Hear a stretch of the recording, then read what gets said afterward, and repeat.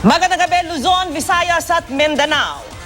Sumabay sa rush hour kaninang umaga ang karambola ng 6 na sasakyan.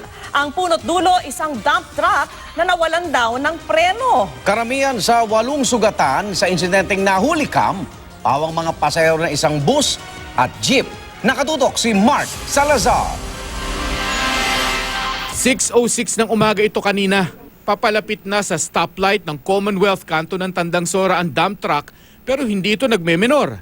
Kaya naman tinumbok nito ang bus sa kanyang kanan. Nawalan daw ng preno ang dump truck at pinili niya raw itong ibangga sa kasing laki niyang bus para mapahinto ang truck. Ang bus tumama naman sa isang closed van. Malayo pa lang, pumitik na ako ng preno. Ay, wala talagang preno eh. Kaya gumigiwang-giwang na ako.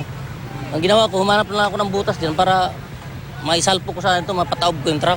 Yung truck po ang unang bumangga. Pagkabangga ng truck sa bus, sa amin naman humampas yung bus. Maliban sa closed van na nasandala ng bus, nadamay din ang UV Express at 2 jeep na puro lahat nakahinto sa stoplight.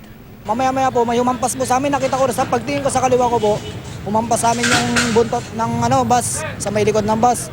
Kasi binangga nga po nung nawalan na preno eh. Makikita sa CCTV na may tila pasaherong papasakay ng jeep ang napatalsik sa lakas ng impact. Minor injury lamang ang kanyang tinamo. Ganon din ang 7 iba pa na lahat ay sakay naman ng bus na binangga. Sabi ng driver ng dump truck, mabagal daw siya magpaandar, sadyang mechanical daw ang naging problema. Pero ayon sa driver ng bus na tinamaan, ay hindi po sir, palagay ko sir matulin kasi hindi po pipit yung bus sir eh, ng ganyan po eh. Ang lakas po ng impact eh. Muntik nga po kami lumusot doon sa windshield sa harapan eh. Sobrang lakas, ang lakas po ng alog eh. accident-prone area daw talaga ang intersection na ito dahil palusong ang kalsada. Pero kawalan pa rin daw ng disiplina ang dahilan ng halos araw-araw na sagian sa kalsada na may speed limit lang na 60 kilometers per hour. Hiniling na rin naman po namin sa MMDA na isaayos na po yan para maiwasan po yung aksidente dyan sa lugar na yan.